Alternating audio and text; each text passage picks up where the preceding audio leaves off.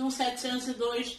Eu estou aqui para a gente dar continuidade a mais uma aula do segundo bimestre. E agora nós vamos continuar com invertebrados. Nós vamos falar das características dos poríferos e dos quinidários, como eles são, tudo isso. Invertebrados, vocês lembram, não se aplica apenas a um dos filos, mas ao conjunto deles. Os filos são filos dos animais que não possuem coluna vertebral. Eles são chamados de invertebrados. Os primeiros são os poríferos, tá? E os poríferos, eles têm esse nome porque eles possuem o corpo cheio de poros. Dentre esses, tem muitos aquáticos que vivem isolados ou que formam colônias. Alguns vivem dentro de outros seres vivos, como determinados parasitas.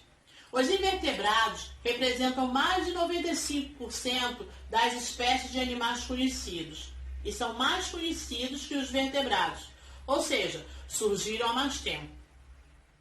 Os poríferos são animais exclusivamente aquáticos, são popularmente chamados de esponjas. Lembra do Bob Esponja?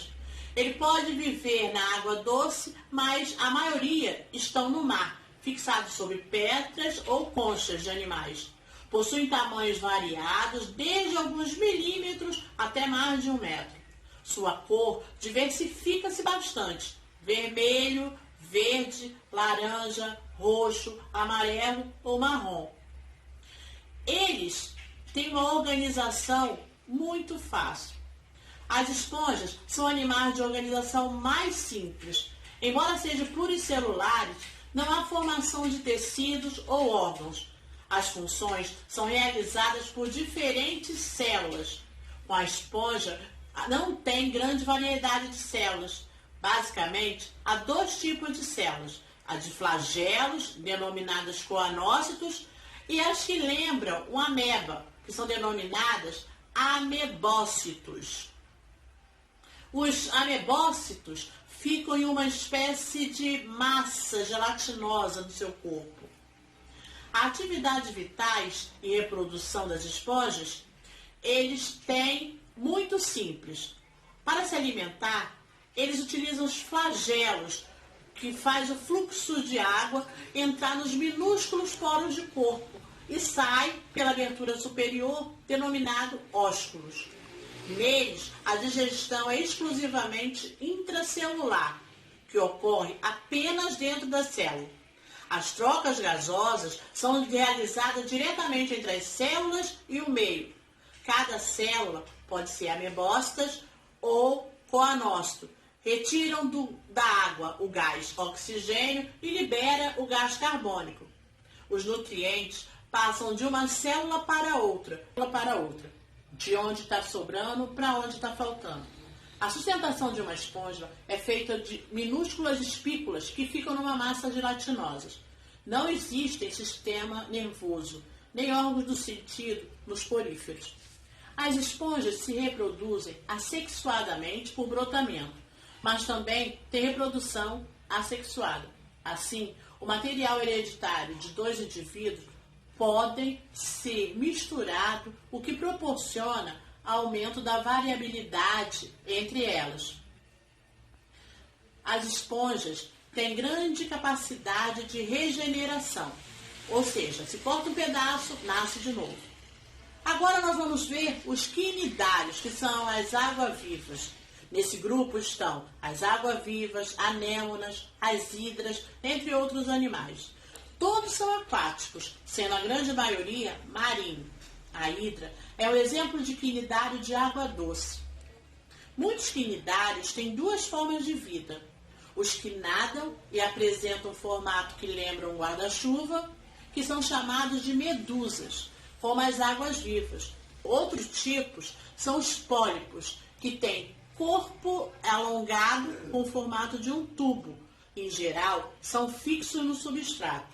Ao redor da boca dos pólipos e das medusas existem tentáculos, característico dos filos.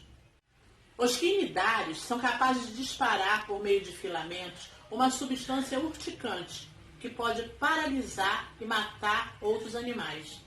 As pessoas que frequentam as praias, como ser humano, podem sentir uma ardência, uma queimadura. enquanto um pequeno peixe ou um camarãozinho podem morrer pela ação intoxicante dessas substâncias.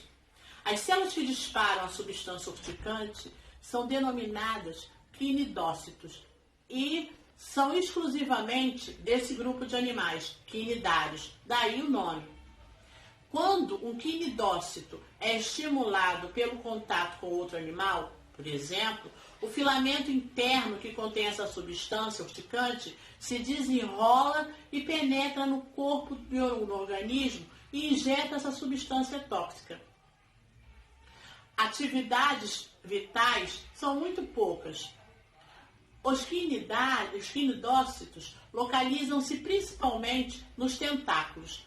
São realizados para defesa e para captura de alimentos, que podem ser um ou outro animal. Com o auxílio dos tentáculos, o alimento é engolido e vai para uma cavidade que recebe substâncias digestivas. Trata-se da cavidade gastrovascular. A digestão nessa cavidade é parcial. Esses animais não possuem ânus e, em virtude disso, o alimento parcialmente digerido deverá ter sua digestão feita completamente dentro de células que secam a cavidade digestiva. A digestão dos quinidários é, portanto, extra e intracelular. Na respiração e na excreção, os quinidários são semelhantes aos poríferos.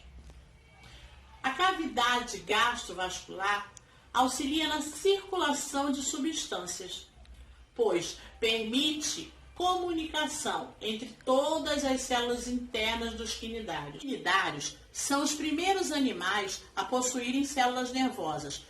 Reagem a pequenos estímulos.